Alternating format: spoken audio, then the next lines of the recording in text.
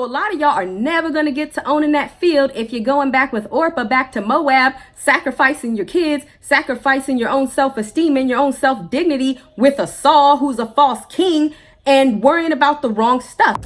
What is up, guys? Sophia here, and I am back with another video, your spiritual transformation coach, and I have something that's hype about. And so hopefully you get hyped too, because today I'm going to be talking about how to get over your ex.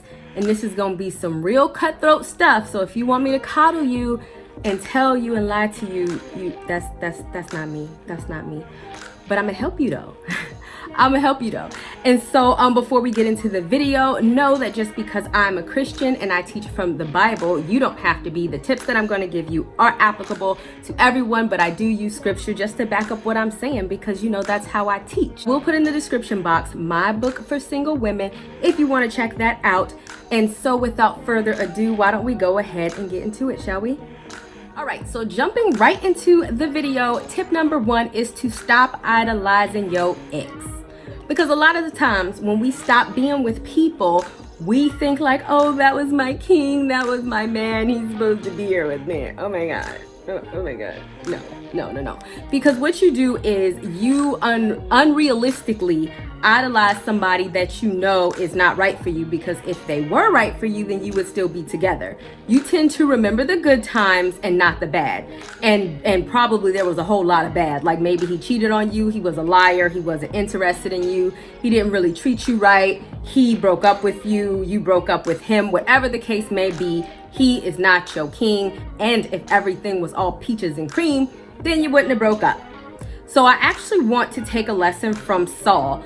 And so if you are not familiar with the Bible, if you are, I'm just going to recap who Saul was. Saul was supposed to be anointed to be king of Israel, and he turned out to be a really bad king. Or some of y'all's exes is Saul. Like, oh, I thought they were my king, but it turns out they were a punk king. They had some really bad characteristics and they fooled you. And instead of you accepting that, you want to still kind of make them king. So I actually am going to go to 1 Samuel chapter 10, and I believe first verse 22. And so this was the day that Saul was supposed to be anointed to be king. And so verse 22 said, so they inquired and further of the Lord, has the man come here yet? And they're asking basically, where's Saul? Because he's anointed to be king. And the Lord answered, he is there, hiding himself by the provisions and the supplies.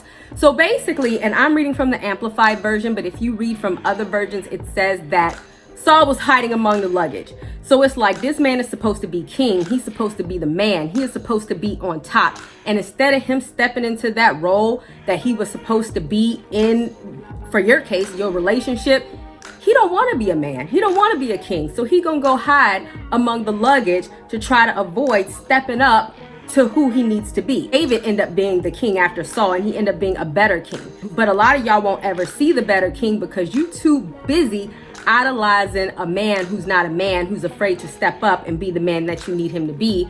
Forgive him, but don't forget, because forgetting will have you thinking that, you know, you forget all the little bad attributes about him, and will have you thinking that he needs to come back into your life when really he was a false king and he don't need to. Which brings me to tip number 2 is to don't wallow on what is lost. Get up and move on with your life. And so remember we was just talking about Saul. I'm actually going to pick up from 1 Samuel chapter 15 and the last verse on 35 to kind of prove my point on this. So Samuel was the one who anointed Saul to be king. So I should say that. So Samuel did not see Saul again until the day of his death. For Samuel grieved over Saul, and the Lord regretted that he had ever made Saul king over Israel. You're Samuel, and Saul is your ex.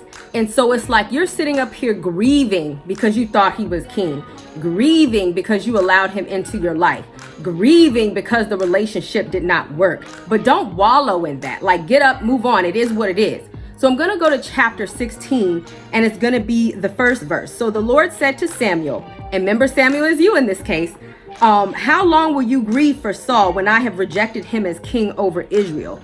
Fill your horn with oil and go. I will send you to Jesse of Bethlehemite, for I have chosen a king for myself among the sons. So it's like a lot of y'all, because you can't get over your ex, are sitting here stagnant. You don't want to sit up here and move on, and you're concentrating on somebody that we already know is your false king. So how long are you going to sit there and refuse to move forward? Because really there can be a whole nother better king in your future, but you're not ever going to get there if you don't get up and fill your oil or whatever it is that you need to do and go forth, because there's already a new king. But how are you going to meet him if you staying stuck?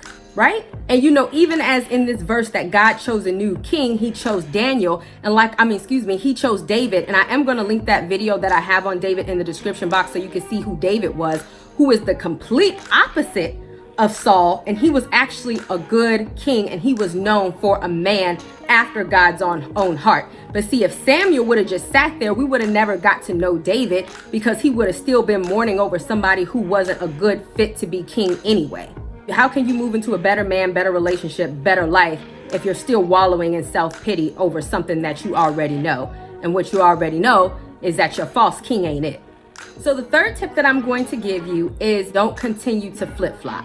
Like, when people break up with their exes because you miss them or because you want to go back with them, oftentimes you allow them to play this little game, or you play this little game where you guys go back and forth. You might still be sleeping together, texting each other, calling each other, crying, all this other type of nonsense on why blah, blah, blah, blah, blah didn't work out. So I'm actually going to move to another book, and it is the book of Ruth. And I want to point out at the beginning of the book of Ruth something specific, and I want you to stick with me because it might get a little complicated, but I promise you there's a point here. So in the beginning of the book of Ruth, you have Ruth and you have Orpah and you have Naomi. Naomi was their mother-in-law, and Orpah and Ruth were the two daughters, and all of them were widows. And so Naomi's son died and their two husbands died, right?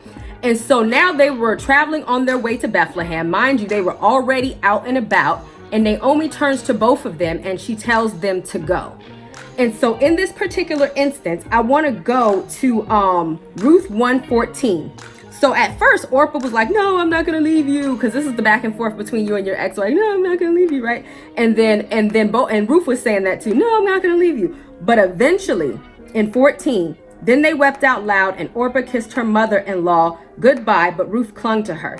Then Naomi said, look at your sister-in-law has gone back to her people and to her gods. Turn back, follow your sister-in-law. Is the two parallels between Orpah and Ruth, because as we know, Ruth moved forward to Bethlehem. She wasn't from Bethlehem. She didn't know what lied in Bethlehem, but she knew that going back to Moab was not it. But Orpah was like, oh, I'm going to go back to the familiar. And the familiar is your ex. So a lot of y'all, instead of going to Bethlehem because you fear what is in Bethlehem, you never been there before, you're not from Bethlehem, you don't want to be lonely, you don't want to have to get to know another guy, you don't want to have to start over this, that, and the third. You are Orpah and you want to go back to Moab. So in the Bible, we don't ever know what happened to Orpah. Not at all. She could have walked 2 feet and died for all we know, because there was no food and water. She could have went back to Moab and had a miserable life. We don't know what happened to Orpah, because she was going, and mind you, she had already traveled away from Moab. You've already broken up with your ex. You're already in the desert on your way to moving somewhere else. But instead of continuing on your journey, you want to stop in the middle of the journey and go back. And really, when you think about it, Moab was a place where they was like sacrificing kids and they had different gods. It wasn't all peaches and cream anyway. So why did you leave Moab, aka your ex, to go on to a new journey if you were just going to go halfway through the journey and turn back? And you turning back can miss your place in a good destiny, because we know what happened to Ruth. She met Boaz. She met a good man. She lived on and had a great life. But see, that could have even been Orpah. It might have been Orpah's, future if she would have gone to meet a Boaz or somebody as equally as amazing. But we would never know that, because she was so stuck on going back to a place that she had left, and that was not good for her. God says, I put before you the power to choose between life and death. And that's not to say if you go back to your ex, you're going to die literally, but there's certain things that if you go back to your ex, things may die in the future. You are choosing death of a future relationship because you want to go back to your ex, of a better relationship because you want to go back to your ex. You're choosing death of your dignity, your self-esteem. You're allowing them to run all over you because you know the relationship was jacked up in the first place. And instead of choosing life, you're choosing death. So in the case of your ex, no, you may not know what the future is and you may not want to start over, but you will. Just like Ruth said to Naomi, I am going to cling to you. I am going to you, because she knew that no matter what Bethlehem held, Moab didn't have anything.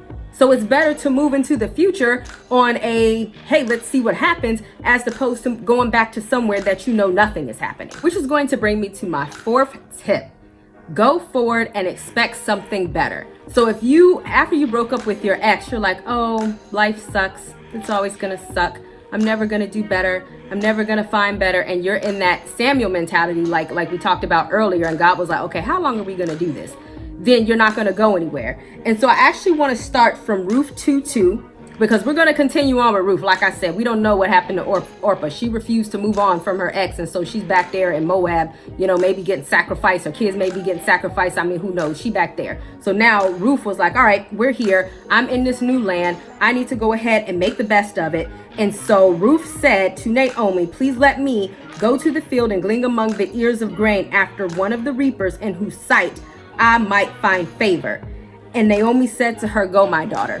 So the reason why I emphasize that in I might find favor, because she was moving about her new life with expectancy that something was going to happen. So now that she has moved on, it wasn't a, oh, let me think about what I lost. Let me think about my past. Let me think about my ex-husband. Let me think about Moab. Let me think about all that stuff that I left behind. She was like, nope.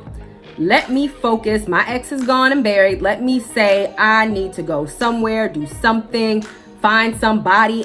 I need to do whatever I need to do in order so that my life can prosper. And I know that during the process, I expect to find somebody to do something for me, and I will find favor in them, that they will allow my life, or they will enhance my life in some way, somehow, some form. And that's why she was expecting.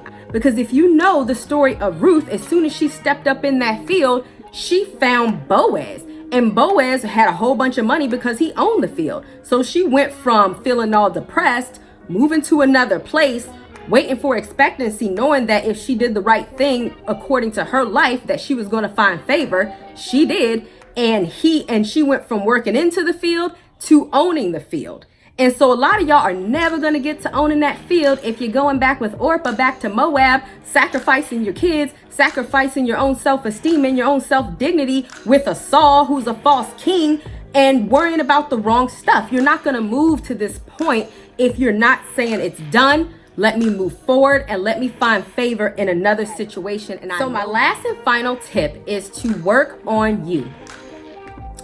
So when you break up from an ex, there is nothing worse than you allowing your breakup to run your life, yourself, and everything that you thought about yourself into the oblivion.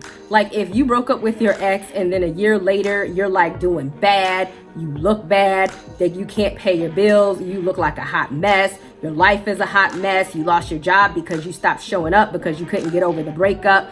It's just only going to confirm in your ex's mind that they made the right decision, because you wasn't anything anyway, because now look at you. So you need to do the opposite of that, because whether somebody is in or out of your life, you still have a life to live, and you should make it the absolute best life possible. What you need to do is you need to be a boss in your own life, and you need to maximize it, and you need to go to a level where you're pulling in men that are higher than what, you know, your ex was. I mean, I hate to be like that, but like I said, with Boaz and Ruth, I'm gonna go find favor, she said, and she got like a owner of like a field and some servants, and so she was on a whole new level.